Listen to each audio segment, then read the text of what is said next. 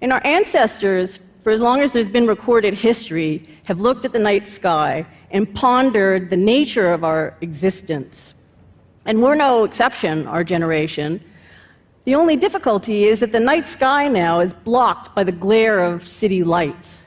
And so astronomers go to these very remote mountaintops to view and to study the cosmos.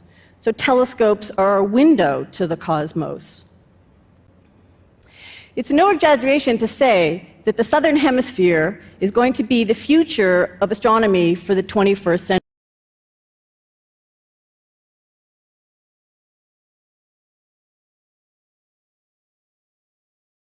Well, in 2004 we integrated ticketing in southeast Queensland, so we introduced a paper ticket that allowed you to travel across all the 3 modes in southeast Queensland, so bus, train and ferry, and the second stage of integrated ticketing is the introduction of a smart card, and the smart card will enable people to store value, so to put value on the card, and then to use the card for traveling around the system.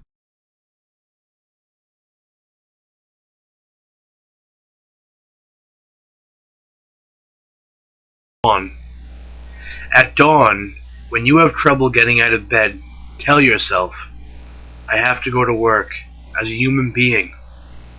What do I have to complain of? If I'm going to do what I was born for, the things I was brought into the world to do, or is this what I was created for? To huddle under the blankets and stay warm?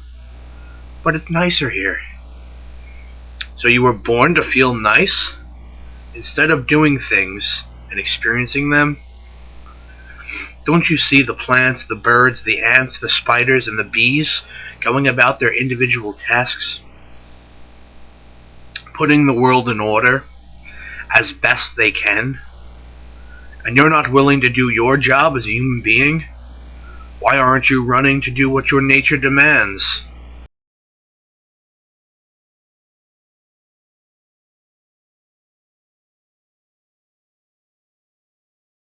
There are few studies on research training programs within the realm of Asian American health disparities. The existing literature on training programs tends to emphasize broad components such as mentorship and an examination of the community and academic partnership. Moreover, the current available literature pertains mostly to clinical practitioners such as nurses and doctors in residency rather than researchers.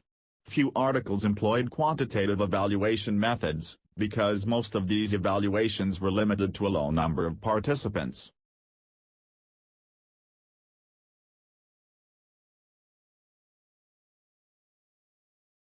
Men have always tried to encode secrets. Military communication, love letters, and forbidden knowledge. Sooner or later most secret texts had been decoded. But among all the history's cryptic writings one has stood out. This text has defied all attempts to unveil its secret for centuries, the Voynich manuscript. It's the world's most mysterious book, written by an unknown author in an absolutely singular alphabet and illustrated with puzzling images.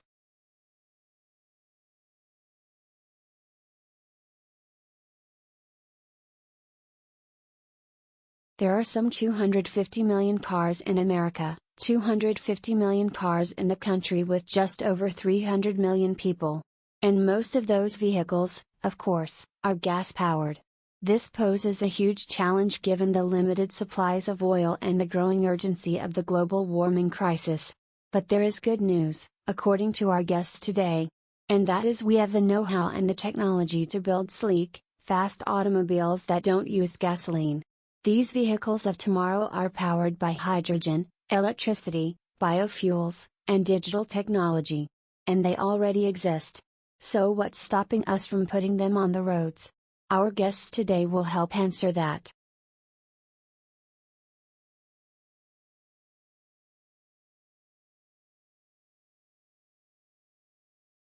The German automaker giant Mercedes-Benz has voluntarily recalled 3 million brand diesel engine in different parts of the world to improve their emissions. On last Tuesday, the board debate over the future of diesel vehicle. The big giant rival Volkswagen admitted that they equipped the vehicle with illegal software that meant they pass emission test, which is regulated by the government. The emission increases with everyday driving. In some part of the world or cities and diesel vehicle because of concerns about the increasing level of nitrogen oxide smoke emitted by diesel vehicles.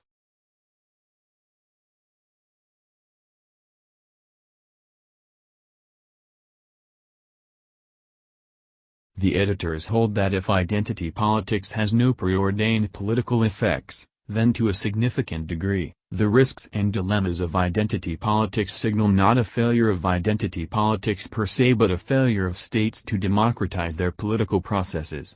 They find this to be especially true of liberal democracies, where open political space for an engaged citizenry requires public institutions that possess the capacity, determination to develop procedures and guidelines for addressing claims in ways that are compatible with the rule of law, constitutional principles, and public reason.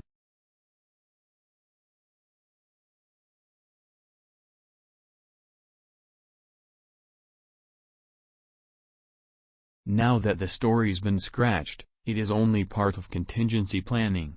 But it was a symptom of the dramatic turn of events in South Australia, and it flushed out other remarks from water academics and people like Tim Flannery, indicating that things were really much worse than had been foreshadowed, even earlier this year. So is Adelaide, let alone some whole regions of South Australia, in serious bother?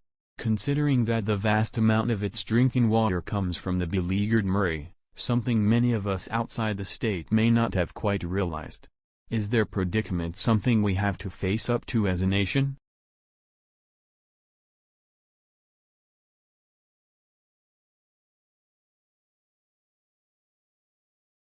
Along the way we have built unashamedly beautiful buildings, two of which have won and another was runner-up in the prestigious United Nations World Habitat Award, the first time an Australian building has received that international honour. We rely on older concepts of Australian architecture that are heavily influenced by the bush. All residents have private verandas which allow them to socialise outdoors and also creates some defensible space between their bedrooms and public areas. We use a lot of natural and soft materials to build beautiful landscape gardens.